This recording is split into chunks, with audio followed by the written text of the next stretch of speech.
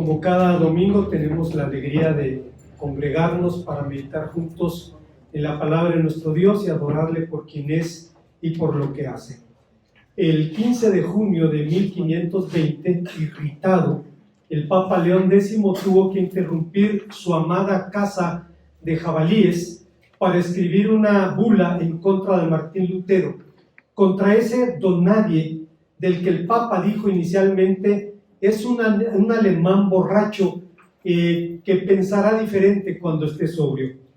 Pero el monje ni estaba borracho ni pensó diferente. La bula se convirtió entonces en un ultimátum: o se retractaba en 2 meses o era excomulgado. El documento hacía alusión al Salmo 80, aquel pasaje que dice: levántate, oh Señor, que un puerco salvaje ha destruido tu viña y la bestia del campo la devora. El Papa vio en la bestia que estaba cazando una vívida imagen del monje alemán, pero Lutero lo vio exactamente al revés. Para él, el jabalí que devoraba la viña de la cristiandad era el propio Papa. La bula no intimidó al monje rebelde y su respuesta fue un escrito incendiario contra la execrable bula del anticristo. Aunque enemigos irreconciliables, el Papa y Lutero tenían cuando menos 2 cosas en común. Apelaban al mismo salmo diciendo que luchaban por la obra de Dios y estaban dispuestos a ir a la guerra cantando exactamente el mismo himno. ¿Puede un himno cifrar las razones por las cuales un hombre esté dispuesto a vivir o incluso a morir? La respuesta es sí, mayormente cuando este himno es divinamente inspirado. El prólogo de Juan ha sido identificado como un himno. Se le llama la cumbre de los cantos del Nuevo Testamento, el himno al verbo hecho carne, etc. Se dice que este himno, que sirve de prólogo al 4º evangelio, es una obertura espléndida para la grandiosa obra que es el evangelio de Juan. Dicho himno esboza algunos de los grandes temas del evangelio que se irán desarrollando a lo largo de su composición. Pero la pregunta es, ¿qué canta a Cristo o de Cristo este himno? Veamos, hermanos, las respuestas que el texto nos ofrece. Antes de pensar en las enseñanzas de este pasaje, quisiera comentarles que eventualmente subestimamos algunas porciones de la palabra de Dios. En nuestro mundo evangélico, cuando una persona empieza a leer la Biblia, le recomendamos que empiece a leer, por ejemplo, los Salmos y en el Nuevo Testamento el Evangelio de Juan. Y no siempre es una decisión, una recomendación adecuada. Hace unos años le regalé una Biblia a un amigo, un violinista ruso que toca en la filarmónica, y le recomendé que leyera especialmente el Evangelio de Juan. Después de un tiempo lo volví a ver y él me dijo: no entiendo nada. ¿Qué es eso de que la palabra era y ya no era? Yo no entiendo nada. Después pude ver que no era el primero que se topaba con dudas de esta naturaleza. Goethe en Fausto empieza exactamente con el relato de un hombre que, queriendo profundizar su vida espiritual, se puso a traducir el Evangelio de Juan del griego al alemán, y el primer problema que encontró fue cómo traducir la palabra logos. Palabra solamente, una simple palabra, razón, mente, y entonces se topó con el hecho de que este concepto era un tremendo desafío para un hombre que buscaba iluminación espiritual. Es un pasaje profundo, difícil, rico, pero es un pasaje que puede ayudarnos a tener una visión más clara de la persona y de la obra de Jesucristo. La pregunta es: ¿qué canta de Cristo este himno? En primer lugar, canta su eterna divinidad. En la Biblia, los himnos son cantos escritos y entonados en el marco de los hechos poderosos de Dios. Usted recordará el cántico de María, recordará el cántico de Moisés, porciones que están plasmadas en la ley, en el Pentateuco, como testimonio de los hechos poderosos de Dios. Junto al Salterio, el Antiguo Testamento contiene múltiples cánticos que celebran la salvación de Dios, y el Nuevo Testamento incluye también melodías con contenido espiritual que forman parte de la vida de la iglesia. De pronto nos topamos con el hecho de que en algunas cartas del apóstol San Pablo hay evidencia o hay rastros de himnos que están allí. Lo sabemos por su estructura, por la manera de componerse, como por ejemplo en la carta a los Efesios capítulo número 3, una doxología es de hecho un himno, una fracción de una expresión de alabanza a nuestro Dios, y esto formaba parte de la vida de la iglesia cristiana. En la cristiandad primitiva podemos encontrar himnos como el Magnificat, el Cántico de María, del que nos habla Lucas capítulo número 1, el Benedictus, el Cántico de Zacarías de Lucas capítulo 1, pero versículos 68 al 79, el Nunc Dimittis, el Cántico de Simeón de Lucas 2, 29 al 32, además de diversas doxologías, como decíamos, en Lucas 2:14, 1 Timoteo 1:17, 6:15, 16, Apocalipsis 4:8, etc., y otras porciones en los escritos paulinos de las que hemos hablado. Decimos esto, hermanos, porque a decir de algunos intérpretes, el prólogo de Juan debió ser en su origen un poema o un canto independiente nacido de alguna de las iglesias que el apóstol San Juan había desarrollado o había pastoreado durante su ministerio.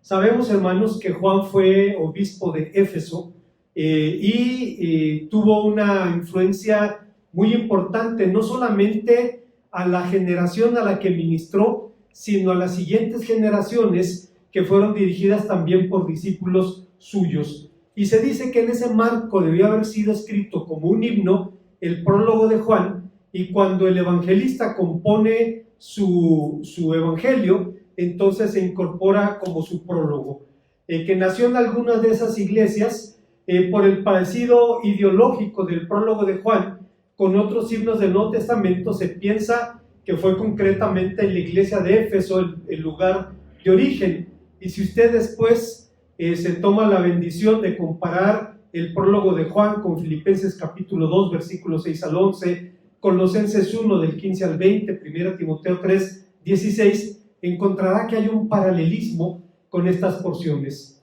Otros, en cambio, opinan que proviene de algún antiguo himno precristiano, pero en lo que todos los intérpretes están de acuerdo es que su protagonista es Jesucristo, el Verbo de Dios. A lo largo de la historia, la alabanza ha sido una parte importante de la vida de la comunidad de fe. Desde los días de Moisés, como decíamos hace un momento, los hebreos entonaban alabanzas a Dios como respuesta a sus hechos poderosos. La alabanza solo puede tener uno de dos motivos o los dos a la vez. Solo hay dos cosas por las que alabamos a Dios. Lo alabamos por quien es y lo alabamos por sus hechos poderosos. Y ahí se resume toda la historia de la revelación. Durante el siglo de oro de la monarquía hebrea se dio lugar a una institución que profesionalizó el ministerio musical, algo similar a lo que ocurrió en la Edad Media en la iglesia. Por otra parte, para nadie es un secreto el apasionado romance que existía entre, por ejemplo, Martín Lutero y la música. Se gozaba en ella, la veía como un instrumento útil para la instrucción y para la edificación. De hecho, enseñó a la iglesia a cantar. Una actividad semanal de la iglesia de la Reforma era el ensayo del coro, y se recomendaba a las familias que cantaran en el hogar después de la hora del catecismo. Es la razón por la que sus seguidores le llamaban el ruiseñor de Wittenberg. Martín Lutero decía sobre el valor de la música cristiana: la música es un hermoso don de Dios. A menudo ella me ha despertado y conmovido tanto que me dan ganas de predicar. San Agustín sentía remordimientos cada vez que se sorprendía deleitándose en la música. Le parecía algo pecaminoso. Era un espíritu selecto, y si viviera en nuestro tiempo estaría de acuerdo con nosotros. Pero estoy en desacuerdo con los fanáticos que desprecian la música. La música es un don de Dios. Ahuyenta también al demonio. Hace alegre la gente. Con ella se olvidan de la ira, de la lascivia, la arrogancia, cosas semejantes. Después de la teología doy a la música el lugar más alto y supremo de honor. No cambiaría lo poco que sé de música por algo más grande. La experiencia prueba que después de la palabra de Dios, Solo la música merece ser glorificada como señora y dominadora de las emociones del corazón humano. Sabemos que es aborrecida por los demonios, les es insoportable. Mi cuello bulle y se desborda al escuchar la música que tan a menudo me ha refrescado y ha librado de graves temores. Sabemos que no solamente era músico, era compositor también. Compuso varios himnos, el más famoso de ellos es Ein Beste Burg, un castillo fuerte, y lo seguimos entonando hasta el presente. Curioso porque, por ejemplo, Ulrich Zwinglio fue un reformador que tocaba 7 instrumentos musicales, pero como no veía mucho desarrollo del concepto en el Nuevo Testamento, no le dio el lugar que le dio Lutero a la música en la vida de la iglesia. Pero más grandioso que la música es su motivo, más excelso que el más excelso de los cantos es el Señor, el más excelso de todos los seres. Así que debemos considerar una pregunta ineludible: ¿por qué se llama a Cristo el Verbo en el cuarto evangelio? ¿Qué significa concretamente este nombre? ¿Por qué se compone este himno a ese nombre? Este término es la traducción de la palabra griega logos, a la que se le han dado distintos significados. Para unos, el logos era el eterno principio del orden del universo, para otros la ley suprema que rige el universo, para otros más el fundamento de la vida moral y racional de la humanidad, e incluso algunos lo veían como la expresión activa de la mente de Dios. Sin embargo, ni Juan ni el Señor Jesús eran griegos. Debo decir algo, hermanos, una experiencia interesante que me sucedió cuando estudiaba en el seminario. Pues una asignatura es estudiar griego y tenemos que llegar a un dominio aceptable del idioma para poder traducirlo e interpretarlo.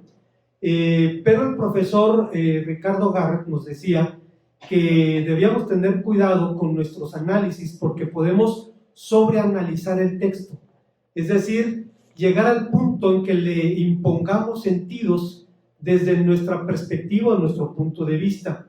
Y yo descubrí que esto era realidad leyendo a Juan Crisóstomo. Juan Crisóstomo es un padre griego del siglo V, quien escribió homilías sobre el Evangelio de Juan, y cuando leía sus sermones sobre Juan no encontraba ninguno de los conceptos que los comentaristas bíblicos del siglo XIX y del siglo XX plasmaban en el Evangelio, no estaban allí. Y era un hombre que hablaba griego y estaba acercando a la cultura y no se detenía en estos detalles, pero a final de cuentas, hermanos, es necesario tomar en cuenta el contexto para entender de una manera correcta el Evangelio.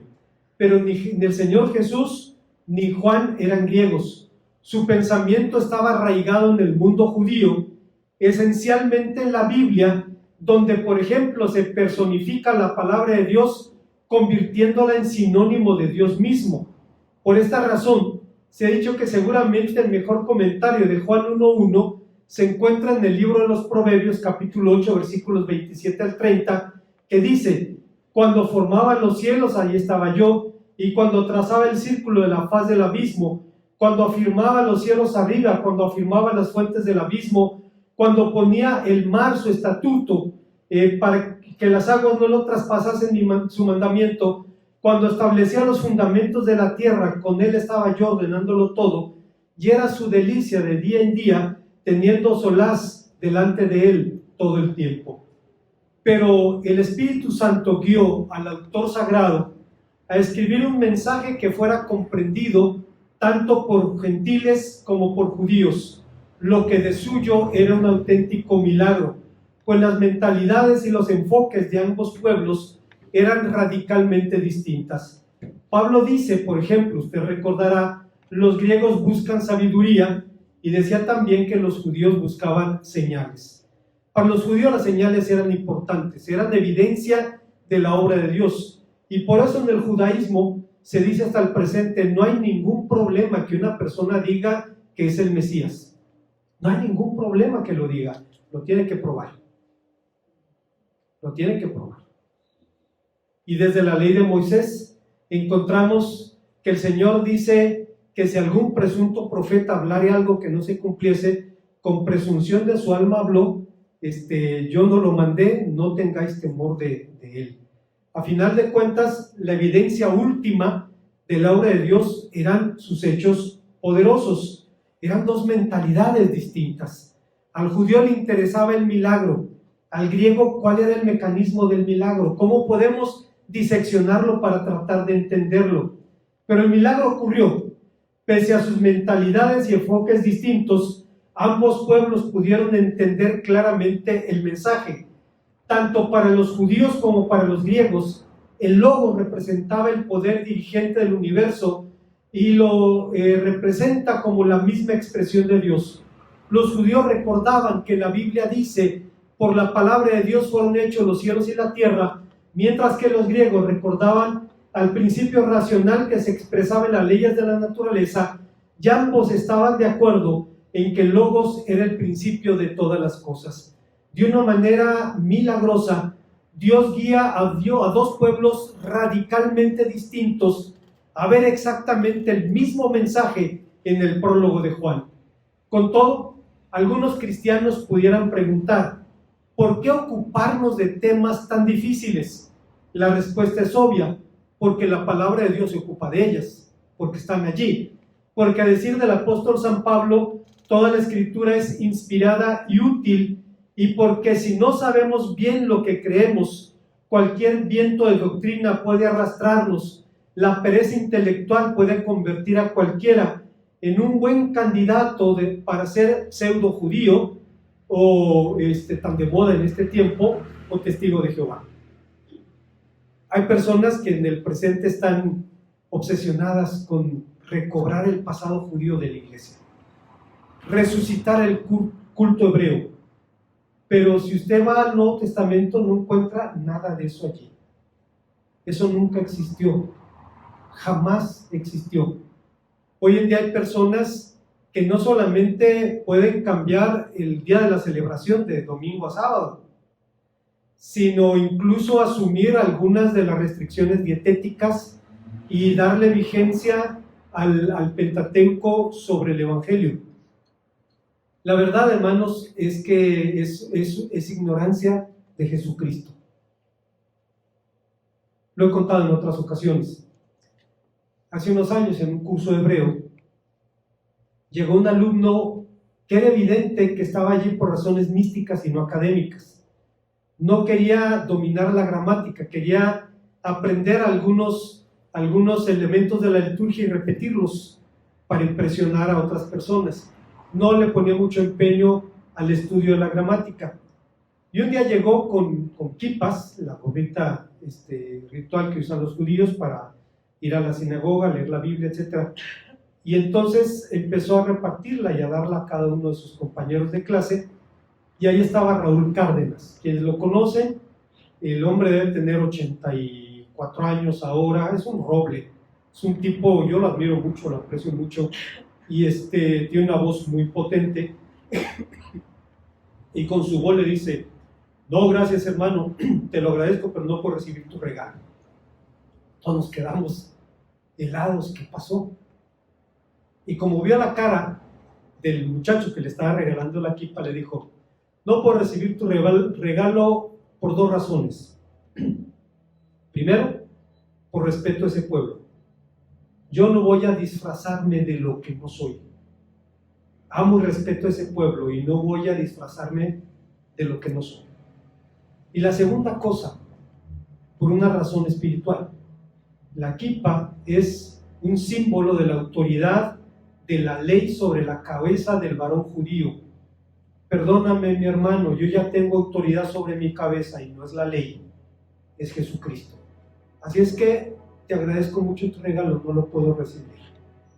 Y todos tuvimos que hacer exactamente lo mismo, extenderlo y regresarlo, porque tenía razón. No había otra forma más adecuada de decirlo. Si no profundizamos en el conocimiento de la palabra de Dios, cualquier viento de doctrina puede arrastrarnos.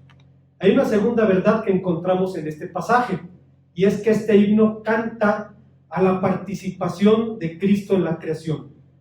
No es casualidad que el prólogo de Juan empiece con las palabras en el principio, exactamente las palabras con las que empieza la Biblia. Ni es casualidad que hable de la luz, de las tinieblas, de la vida, y no lo es porque de hecho el Evangelio es un nuevo principio, una nueva vida y una nueva creación. Pero como la primera,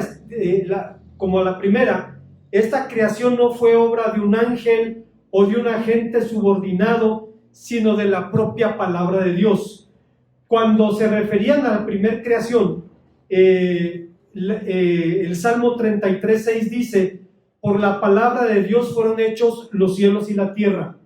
Cuando los primeros cristianos hablaban de la segunda creación, es decir, de la salvación, recordaban que también había sido materializada por la palabra de Dios con mayúscula, es decir, por el Verbo encarnado. Alguien dijo que la revelación ocurrió por primera vez en la creación y que por eso la creación y la salvación están íntimamente relacionadas en el Nuevo Testamento. Ambas tienen que ver con la revelación de Dios. Es verdad que Dios se dio a conocer primeramente por medio de la creación, dio testimonio de quién es por lo que hizo, pero se da a conocer más claramente en la salvación, que es la creación de un nuevo hombre y la creación de una nueva sociedad. Sin embargo, es evitable preguntar por qué el Evangelio de Juan hace tanto énfasis en el papel de Cristo en la creación. La respuesta está en algunas ideas del tiempo de Juan que amenazaron a la iglesia y lo siguen haciendo hasta el presente. Dicen, hermanos, que uno de los peligros de ir al seminario es ir a aprender palabrotas. Y es cierto, aprende uno muchas palabras y palabras que frecuentemente no tienen mayor significado para la mayoría de la gente. Pues aquí está una de ellas, la palabra gnosticismo, una corriente filosófica que decía que la salvación se encontraba en el conocimiento, y obviamente era una gama, un grupo de corrientes de pensamiento cuyo común denominador era el hecho del conocimiento. La persona alcanzaba salvación, alcanzaba un estatus diferente por medio del conocimiento. Y ellos decían que el mundo había sido hecho por un Dios inferior y por tanto el mundo material era malo por definición, mientras que el Dios bueno, el Dios de la salvación, había redimido a los hombres y los hombres tenían que vivir separados del mundo material. Esto derivó en una serie de errores doctrinales. Por ejemplo, la idea de que las cosas materiales son malas. El mundo es bueno porque forma parte de la buena creación de Dios. Y las cosas pueden ser instrumentos a través de los cuales Dios nos bendiga mientras no hagamos de ellos nuestro Dios. Pero la idea de que lo espiritual es bueno y lo material es malo llevó a otros a pensar que el cuerpo era malo por definición. Y ahí surgieron las famosas mortificaciones. Los que venimos de la competencia recordaremos que las mortificaciones son formas de autoadministrarse el sufrimiento, flagelarse, caminar de rodillas a un santuario, por ejemplo. Recuerdo al padre José Borrás, quien después fue rector del Seminario Evangélico de España y pastor de la primera iglesia bautista de Madrid. Dice que cuando era jovencito en el seminario católico, dice, nuestros profesores no alentaban, pero veían con buenos ojos la mortificación. Y dice, para mis oraciones especiales me hice un cinturón de oración. Era un cinturón forrado de tachuelas con la punta para adentro. Dice, y cuando era tiempo de orar, se ponía el cinturón directo sobre la carne y empezaba a apretarle, y dice, y cuando empezaba a sangrar, con esa sangre escribía las peticiones que le hacía al Señor Jesús, a María o a los santos. Dice, era la idea de que eso agradaba a Dios, eso glorificaba a Dios. ¿De dónde salió semejante idea? Del gnosticismo. El mundo malo es material y entonces debemos rechazarlo, repudiarlo, martirizarlo para librar el alma. Fue el origen de estas cosas y 2000 años después nos damos cuenta que el evangelista tenía razón cuando pone énfasis en estas cosas y particularmente en la obra de Cristo en la creación. Seguramente quienes lo hacen no tienen la mínima idea del origen de lo que están haciendo. De modo que anticipando estos peligros, Juan enfatiza el papel de Cristo en la creación. Dice que todo fue hecho por medio de Él y por tanto todas las cosas son buenas y forman parte de la buena creación de Dios. Pero regresando a nuestro asunto, como antes señalamos respecto al papel de Cristo en la creación, Pablo dice que Jesucristo es el origen de la creación, no únicamente como su agente, sino como su meta y como su fin. Él es el alfa y el omega. La creación no solo es suya, fue creada para darle honor y gloria, y en tanto cumple su cometido, la creación es sustentada por el poder de Cristo, como dice Pablo en Colosenses capítulo 1, versículos 15 al 17. Cuando alguien termina dándole la espalda al Evangelio o al Jesucristo del que habla el Nuevo Testamento y lo convierte en un Cristo o en un Mesías privado de su divinidad, termina dándole la espalda a la suprema revelación que Dios nos ha dado en Cristo Jesús. Hay una tercera y última enseñanza en este pasaje, y es que este canto canta el milagro de la encarnación. Aunque el Evangelio de Juan habla claramente de la eterna divinidad de Cristo, habla también de su humanidad patentizada en su muerte. Este es el hecho central del Evangelio. El Señor Jesús fue condenado a muerte y ejecutado por una institución humana que no lo aceptó por considerarlo peligroso para los intereses políticos, económicos, religiosos, defendidos por una interpretación de la ley en la que se apoyaron para darle muerte. Cuando el Señor Jesús fue condenado por un solo hombre y en privado. Ustedes no saben nada y no saben que conviene que un solo hombre muera y no que toda la nación perezca. En los círculos de poder, cuando se sentencia a alguien, no se firma una orden o se hace una llamada que puede ser grabada. Se hace una sugerencia.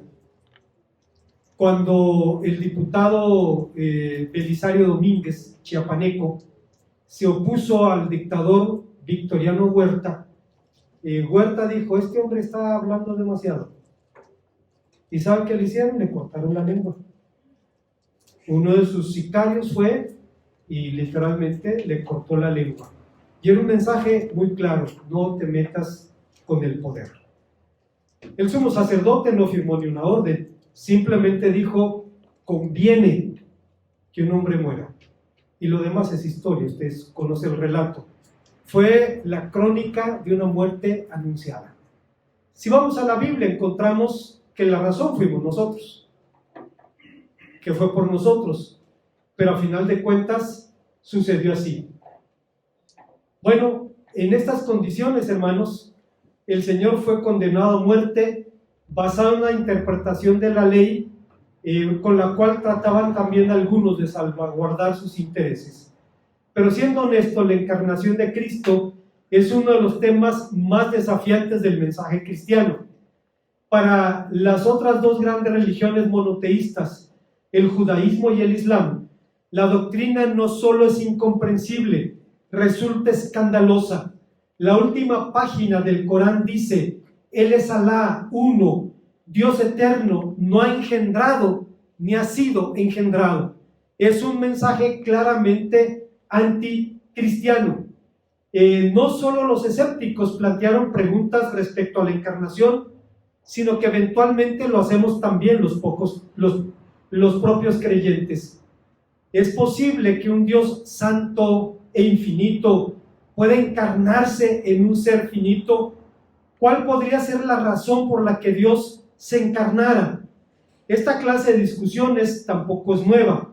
Era común en los días de Juan, y en los siguientes 4 siglos, los concilios fueron llamados concilios cristológicos porque discutieron en torno a la naturaleza, a la identidad, a la personalidad de Jesucristo.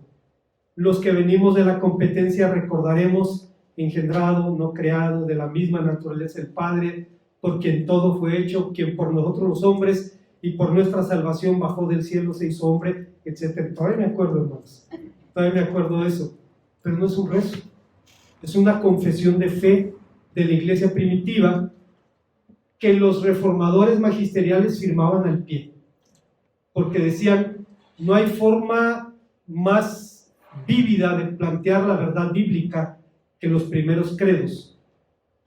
Fue plasmado así, producto de los concilios cristológicos. En su momento la iglesia cristiana expresó en sus antiguas confesiones de fe aquellas enseñanzas que sobre Cristo encontraba en las Escrituras. Ya dijimos parte del credo niceno, pero como el apóstol San Pablo diría, la encarnación era escándalo a los judíos y locura para los griegos. Agustín diría que la filosofía griega encontró expresiones similares a la del prólogo de Juan, que en el principio era el verbo, que estaba con Dios, que todas las cosas fueron hechas por él, que lo que él hizo es la vida, que la vida es la luz de los hombres, etc. Pero aquel verbo se hizo carne, nunca lo encontré allí.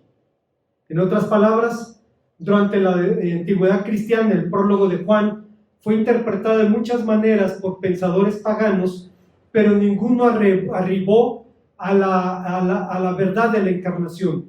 Esta verdad tendría que ser revelada por Dios mismo, pero la encarnación es mucho más que un dogma cristiano, es mucho más que un artículo de fe. C.S. Lewis, el autor de las Crónicas de Narnia, quien, como usted sabe, fue un gran escritor evangélico, diría que la encarnación es el gran milagro de Dios. Él dice: el milagro central que afirman todos los cristianos es la encarnación. Dicen que Dios se hizo hombre. Todos los demás milagros lo preparan o lo exhiben o resultan de esto. Exactamente del mismo modo, como acontece en la naturaleza, donde el carácter de la naturaleza en determinado lugar se expresa en una ley concreta, así también cada milagro cristiano manifiesta en su particular tiempo y lugar el carácter y el significado de la encarnación. La encarnación es el corazón de la historia. Dios se hace hombre. Pero regresando a nuestro texto, el versículo 14 fue una bomba atómica para los hombres del primer siglo. Los judíos sabían que por la palabra de Dios habían sido hechos los cielos y la tierra. Cuando los judíos tradujeron la Biblia al idioma arameo, idioma que adoptaron después de la cautividad, entonces en sus traducciones arameas, donde la Biblia decía originalmente que Dios hacía o decía algo, ellos tradujeron la palabra de Dios dice o hace algo. Así, por ejemplo, Éxodo 19:17, donde dice: y Moisés se acercó al campamento para recibir a Dios, las traducciones arameas decían: se acercó para recibir la palabra de Dios. Trataban de hacer a Dios trascendente, de no asociarlo con el mundo terrenal, con el mundo material. Pensaban que Dios estaba muy por encima del mundo, que su santidad le impedía tener contacto con él, razón por la cual eludieron mencionarlo en circunstancias coloquiales. Y por lo anterior, la idea de que la palabra de Dios se encarnara era escandalosa para la mentalidad judía de ese tiempo. Pero Juan fue incluso más lejos, porque escogió muy bien las palabras que escribió. Usó una palabra dura, incluso una palabra grosera para hablar de la encarnación. Es la palabra griega sarx, que está en español, por ejemplo, en sarcoma, sarcófago, y se utiliza, por ejemplo, en Gálatas 5 para hablar de los frutos de la carne. ¿Por qué Pablo no dice se hizo hombre, se convirtió en un ser humano? Porque usa la palabra carne, la misma que usa en Gálatas 5, porque está diciendo que su humanidad fue literal, idéntica a la nuestra, pero sin pecado. Pero sin pecado. El Espíritu Santo fue todavía más allá, revelando a Cristo o a Dios donde nadie esperaba verlo. Escogió la humildad, la impotencia, la insensatez, la brutalidad, la bajeza de la cruz para manifestar allí la grandeza de su amor. El Verbo no era un principio sino un ser vivo, la fuente de vida. No era una personificación sino una persona divina, era Dios mismo. Como persona divino-humana, Cristo nos da seguridad sobre su sensibilidad respecto a nuestras necesidades humanas y nos enseña la respuesta divina que les puede dar. Como conclusión, como señalamos anteriormente, no es casualidad que el Evangelio de Juan principie con las palabras en el principio, justamente las palabras con las que empieza la Biblia, porque el Evangelio habla de un nuevo principio, de una nueva vida y de una nueva creación. Sin embargo, en las Crónicas de Narnia, C.S. Lewis dice que toda la creación fue realizada por el cántico del león Aslan. Con su típico genio, C.S. Lewis dice: el león se paseaba de acá para allá, por aquella tierra vacía, cantando una nueva canción. Era más suave y más armoniosa que aquella con la cual había hecho aparecer las estrellas, el sol, y su música era dulce y susurrante. Y a medida que caminaba y cantaba, el valle se cubría de hierba verde. Crecía desde los pies del león como un manantial. Subía corriendo las laderas pequeñas, las colinas como si fuera una ola. En pocos minutos se arrastraba cálidamente las faldas más bajas de las distantes montañas, haciendo que aquel joven mundo fuera a cada momento más suave. Ahora se podía escuchar el ligero viento agitando la hierba y pronto hubo otras cosas además de la hierba. La Biblia dice que por la palabra creadora todo llegó a existir. En la Crónica de Narnia el león canta con el resultado idéntico. Obviamente C.S. Lewis no estaba contradiciendo a la Biblia, estaba viendo la creación como una obra musical. Se imaginaba al león cantando, y en la medida en que su canto iba siendo escuchado, iba avanzando el manto verde sobre la creación. En la Biblia se dice que la palabra creadora llegó a existir, todo llegó a existir por ella. En las Crónicas el león canta, pero el resultado es exactamente el mismo. En Génesis y en Juan, tanto el acto creador como el acto redentor provienen de la misma palabra divina, que hablada o cantada para nosotros es música celestial. Los himnos pueden ser poderosos catalizadores de sentimientos y de decisiones. De hecho, los himnos de la Reforma fueron pregoneros o pioneros de su mensaje. Se cuenta, hermanos, que esto lo contaba un jesuita hablando del impacto de los himnos de la Reforma. Dice, un día, el día de San Juan, entró por la puerta de la ciudad de Magdeburgo un viejo tejedor que vendía himnos mientras los cantaba el pueblo. El alcalde, que venía de misa temprano, al ver la multitud, preguntó a uno de sus criados qué pasaba, y el hombre le dijo: es un viejo bribón que canta y vende los himnos del hereje Lutero. El alcalde lo hizo arrestar y lo arrojó en la cárcel, pero 200 ciudadanos intercedieron por él y fue dejado en libertad. E impotente el jesuita diría: los himnos de Lutero matan más almas que sus sermones. Si esto ocurre con los cánticos humanos, ¿qué podría ser el más sublime de los cantos del Nuevo Testamento? El himno al Verbo hecho carne. Dicho himno canta el fundamento de nuestra fe, al motivo de nuestra esperanza, al sujeto de nuestro amor. Canta Cristo. Celebra también la firmeza de nuestro futuro. Es el himno con el que cantando podemos marchar seguros a la batalla y a la victoria. Una vez más, cuando el Papa León X tuvo que escribir la bula contra Lutero, fue interrumpido y estaba sumamente molesto porque lo interrumpieron en su actividad favorita. Estaba cazando un jabalí. Le dijeron que tenía que firmar, que tenía que sellar la bula, y era un ultimátum. O el monje borracho, como le decía él, se retractaba en 2 meses o iba a parar en la hoguera. Cuando Lutero recibió la bula, prendió una hoguera y le echó allí. Y escribió contra la execrable bula del anticristo. El Papa apeló al Salmo 80, que presenta un jabalí destrozando la viña de Dios. Y Lutero lo vio exactamente igual, pero al revés. El jabalí era el Papa, que estaba depredando la iglesia de Dios. Al final, aunque enemigos irreconciliables, tenían cuando menos 2 cosas en común. Fueron al mismo salmo y estuvieron dispuestos a ir a la guerra cantando exactamente el mismo himno.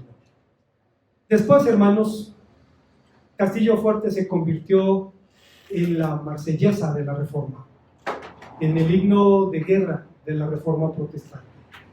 Termino con esto. En alguna ocasión escuché al hermano Edén Maldonado.